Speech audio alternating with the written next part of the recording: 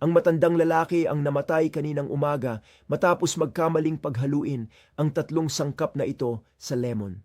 Panoorin ang video na "To bago mahuli ang lahat, huwag mong hayaang mangyari ito sa iyo."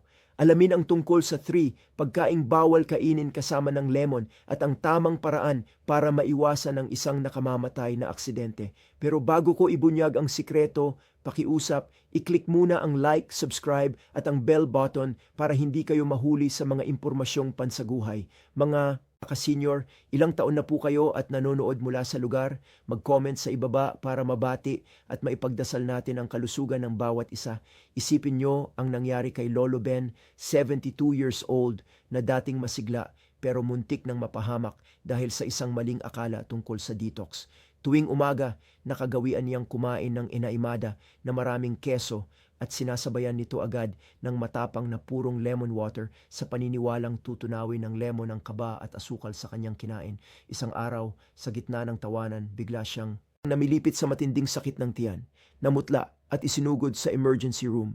Natuklasan ni Dr. Ramon na ang asido ng lemon ay nagpabuo sa gatas ng keso na parang semento sa kanyang tiyan na nagdulot ng matinding bara at acid reflux. Habang ang asukal naman ay nagdulot ng biglaang diabetic spike, isang nakakatakot na paalala na ang maling kombinasyon ng pagkain sa halip na magpagaling ay maaaring maging sanhi niyang bigla ang pagbagsak ng inyong katawan sa ospital. Alam niyo ba na ang simpleng gawain tulad ng pagpiga ng lemon o kalamansi sa inyong inumin sa umaga ay maaaring makatulong o makasama sa inyong kalusugan, lalo na kung kayo ay nasa edad 6P pataas? Tila maliit na bagay lang ito pero sa totoo lang, mas malaki ang epekto nito kaysa sa ating inaakala. Taon-taon maraming mga senior citizen ang humaharap sa mga problemang pangkalusugan tulad ng kabag, hindi pagkatunaw ng pagkain, kidney stones o pabago-bagong antas ng asukal sa dugo nang hindi nila alam na ang sanhi ay maaaring nasa kanilang kusina mismo, ang maliit na prutas na lemon. Huwag po kayong magkakamali. Ang lemon ay hindi kaaway ng kalusugan. Sa katunayan, isa itong napakagandang kaibigan kung gagamitin ng tama. Ngunit kapag ang lemon ay naihalo sa ilang uri ng pagkain, maaari itong magdurat ng mga problema na hindi natin agad napapansin, tulad ng paninikip ng tiyan, madaling pagkapagod o ang pangangailangan pang pumunta sa ospital ng hindi alamang dahilan. Kaya naman gayon dito sa Senior Masaya, aalamin natin ang katotohanan tungkol sa lemon at tatalakayin natin ng 3 uri ng pagkain na hindi dapat isabay sa lemon, lalo na kung kayo ay lampas na sa edad na 60. Maliban dito, ituturo ko rin bilang inyong Dr. Ramon ang tamang paraan ng paghahalo ng lemon na ligtas at tunay na makakatulong sa pagpapaganda ng panunaw, pagpapalakas ng resistensya at pag-aalaga sa mga kasuasuan. Sa pamamagitan lamang ng kaunting pagbabago sa inyong gawi sa pagkain, makikita ninyo ang malaking kaibahan sa inyong kalusugan. At kung kayo ay mahilig uminom ng lemon water sa umaga o laging nagpipiga nito sa pagkain, ang video na ito ay maaaring magbago ng inyong pananaw tungkol sa lemon magpakailanman. Bago tayo magsimula, subukan ng mag-comment ng number 1 kung kayo ay regular na umiinom ng lemon water or number 0 naman kung hindi nyo pa naiisip na may epekto pala ito sa inyong kalusugan. Simulan na natin. Sa una, napag-usapan natin ang mga simpleng gawi tulad ng paggamit ng lemon sa araw-araw. Ngayon, tignan natin ang unang uri ng pagkain na hinding-hindi dapat ihalo sa lemon. Ito ay ang gatas at mga produktong galing sa gatas o dairy products tulad ng yogurt, cheese o kahit ang gatas sa inyong kape sa umaga. Marami ang naniniwala na ang gatas ay mabuti sa kalusugan dahil nakakatulong ito sa buto at nagbibigay ng calcium.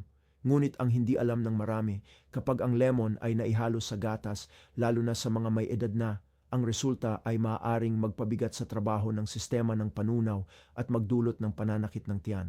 Bakit kamo? Ang lemon juice ay mataas sa citric acid. Kapag ang acid na ito ay humalo sa calcium ng gatas, magkakaroon ng reaksyon na nagiging sanhi ng pamumuo ng gatas o curdling at paghihiwalay nito sa loob ng ating tiyan. Ang pamumuong ito ay nagdudulot ng pakiramdam na parang puno at mabigat ang tiyan at bumabagal ang pagtunaw ng pagkain. Para sa mga bata pa, malakas pa ang kanilang panunaw kaya maaaring wala silang maramdaman. Pero para sa mga senior citizen, ang katawan ay gumagawa na ng mas kaunting enzymes at acid sa tiyan kaya mas mabagal na ang panunaw kaysa dati. Kung kayo ay nasa edad 60 pataas at kumakain ng yogurt na may lemon o umiinom ng gatas na may lemon sa pag-aakalang ito ay healthy drink, sa totoo lang, maaaring pinahihirapan ninyo ang inyong tiyan ng hindi nyo namamalayan. Ayon sa pananaliksik sa journal na Food Chemistry, ang citric acid ay kayang baguhin ang estruktura ng protina sa gatas na nagpapahirap sa katawan na tunawin at sipsipin ng calcium. Dagdag pa rito, ang ulat mula sa American Journal of Clinical Nutrition ay nagpapatunay na ang mga matatanda ay may mas mababang kakayahan na sumipsip ng calcium kapag kumain ng mga pagkaing mataas ang acid kasabay ng gatas. May kakilala akong pasyente, tawagin na lang natin siyang Tita Glow, 70 years old. Nakagawian niya ang uminom ng mainit na gatas na may lemon bago matulog gabi-gabi dahil akala niya ay nakakatulong ito maglinis ng lason sa katawan. Pero madalas siyang magising na mabigat ang tiyan at hindi komportable. Matapos niyang palitan ito ng Camual tea na wala ang lahat ng kanyang nararamdaman. Kaya kung gusto niyong alagaan ang inyong kalusugan, tandaan huwag magpiga ng lemon sa gatas, yogurt o pagkaing may cheese. Kung gusto niyong uminom ng lemon water, maghintay ng hindi bababa sa 1 oras pagkatapos uminom ng gatas o kumain ng dairy products. Sa maliit na pagbabagong ito, gagaan ng pakiramdam ng inyong tiyan. Bahagi 2, lemon at puting asukal ang sanhi ng pabago-bagong blood sugar. Susunod, pag-usapan natin ang matatamis na gusto ng lahat, ang asukal. Maging ito man ay sa tinapay sa umaga, birthday cake o matamis na taa, ang asukal ay nasa paligid natin araw-araw. Pero kung hahaluan nyo ng lemon ang puting asukal, lalo na kung kayo ay lagpas 60 anyos o may problema sa blood sugar, iyan ay maaaring maging mas delikadong kombinasyon kaysa sa inyong iniisip. Ang lemon ay may citric acid na nakakaapekto sa kung paano pinoproseso ng katawan ang glucose. Ang acid na ito ay maaaring magpabagal sa pagtunaw ng katawan sa asukal. Kapag kumain kayo ng matamis, tataas ang inyong blood sugar kaya maglalabas ang katawan ng insulin para ipasok ang asukal sa mga cells. Pero kapag sobra ang citric acid, maaari nitong harangan trabaho ng insulin, dahilan para manatiling mataas ang asukal sa dugo ng mas matagal kaysa normal. Ang resulta, maaari kayong makaramdam ng mabilis na pagkapagod, pagkahilo o laging gutom kahit kakatapos lang kumain. Para sa mga senior citizen, ang sensitivity sa insulin ay bumababa habang tumatanda. Ang paghalo ng lemon at asukal ay lalong nagpapataas ng panganib sa hyperglycemia o diabetes. Ayon sa pag-aaral mula sa Journal of Clinical Endocrinology and Metabolism, ang mga paggaining mataas ang acidity tulad ng lemon ay maaaring magpababa ng insulin sensitivity ng hanggang 20% kapag kinaing kasabay ng carbohydrates o puting asukal. Ibig sabihin, ang simpleng pag-inom ng lemon juice na may asukal pagkatapos kumain ay sapat na para magdulot ng pabago-bagong blood sugar. May kaibigan ako, si Mang Kiko. Mahilig siyang uminom ng fresh lemon juice na may halong 2 kutsarang asukal araw-araw pagkatapos ng talian. Lagi siyang nanghihina at inaantok hanggang sa nakita ng doktor na ang kanyang blood sugar ay sobrang fluctuating o paiba-iba. Matapos niyang itigil ang paglalagay ng asukal at lumipat sa plain lemon water o nilagyan ng konting honey, ang kanyang lakas at poos ay bumuti ng malaki. Ang dapat tandaan, huwag haluan ng lemon ng puting asukal, syrup o matatamis na kakanin. Kung gusto niyo ng pampatamis, gumamit ng purong honey o natural na prutas tulad ng berries, at kung nakakain na kayo ng matamis, maghintay ng 1 to 2 oras bago uminom ng lemon water. Minsan, ang maliit na pagbabago sa paraan ng pagkain ay sapat na para matulungan ang katawan na maiwasan ng pagkapagod at ang delikadong pagtaas-baba ng asukal sa dugo. Hagi 4, paraan ng paghahalo ng lemon na ligtas para sa mga senior. Matapos nating malaman kung ano ang hindi dapat ihalo, narito naman ang mga best friends ng lemon na makakatulong sa katawan lalong na sa mga edad 60 pataas. Ito ang mga payo ni Dr. Ramon, isa lemon at purong honey, pampalakas ng resistensya at panunaw. Ang formulang ito ay matagal nang ginagamit at kumpirmado ng siyensya. Kapag hinalo ang fresh lemon sa purong honey na hindi dumaan sa init, makakagawa kayo ng inumin na nagpapaganda ng panunaw, nagpapababa ng pamamaga at nagpapalakas ng immunity. Ang lemon ay may acid na nagpapasigla ng digestive juices, habang ang honey ay may enzymes at antioxidants na nagproprotekta sa tiyan.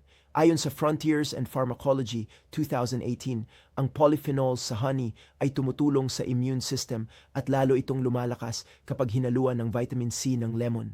Si Lolo Jose, 72 anyos, ay umiinom ng maligamgam na lemon water na may honey tuwing umaga. Sabi niya, maginhawa ito sa lalamunan. Maganda ang pagdumi niya at hindi siya madaling magkasakit kahit pa iba-iba ang panahon. Paano gawin? Pigaan ang kalahating lemon sa baso, lagyan ng isang kutsaritang purong honey at haluan ng malgamgam na tubig 40 to 50 degree.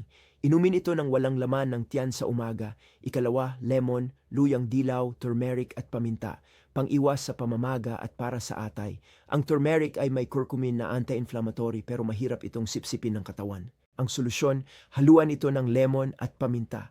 Ang itim na paminta, black pepper, ay nagpapataas ng absorption ng hanggang 2,000% dahil sa piperine. Bagay ito sa mga sumasakit ang kasukasuan, umabagal ang panunaw. Tinutulungan ng lemon ang atay na maglabas ng lason. Si Tita Corazon, 67 anyos, ay naninigas ang mga daliri at sumasakit ang kasukasuan sa umaga. Matapos uminom ng tubig na may lemon, turmeric at paminta, naramdaman niyang lumuwag ang kanyang katawan at nabawasan ang sakit sa loob lang ng ilang linggo. Paano gawin? Kalahating lemon sa maligamgam na tubig, isang 4 na bahaging kutsaritang purong turmeric powder at kaunting paminta. Pwede ring lagyan ng konting honey para sa lasa. Ikatlo, lemon at luya o ginger, pampaganda ng daloy ng dugo at pampainit. Ang luya ay nakakatulong sa sirkulasyon ng dugo at nagpapainit ng katawan. Bagay ito sa mga senior na laging malamig ang kamay at paa. Ang ginger oil sa luya at vitamin C ng lemon ay magandang kombinasyon para sa panunaw at arthritis. Paano gawin? Hiwain ang luya mga kalahating pulgada at ibabad sa mainit na tubig ng 5 to 10 minutes at pigaan ng kalahating lemon, inumin agad. Ngayong natutunan na natin ang dapat iwasan at dapat gawin, nakita nyo na ang lemon ay hindi kaaway. Ito ay maliit na prutas na puno ng benepisyo pero nasa paraan ng paggamit kung ito ay makakabuti o makakasama. Kayang palakasin ng lemon ang inyong resistensya at linisin ang atay kung gagamitin ng tama. Pero kung isasabay sa gatas, asukal o sobrang oxalates, magiging pabigat ito sa katawan. Habang tumatanda, kailangan nating maging mas maingat. Hindi kailangang ipagbawal ang lahat. Kailangan lang natin ng tamang pairing o pagtatambal ng pagkain. Ang kalusugan ay nagsisimula sa maliliit na tamang gawi araw-araw. Pakinggan ang inyong katawan at gamitin ang lemon ng matalino para maging katuwang nyo ito sa buhay. Kung may natutunan kayong bago ngayon, mag-type ng number 1 sa comments. Kung gusto nyo munang subukan, mag-type ng 0 para malaman namin na nagsisimula na kayong alagaan ang inyong sarili. Huwag kalimutang mag-subscribe dito sa Senior Masaya para sa mga tips ni Dr. Ramon na tutulong sa inyong maging malakas at masaya araw-araw. Alagaan ang sarili dahil karapat-dapat kayong magkaroon ng magandang kalusugan.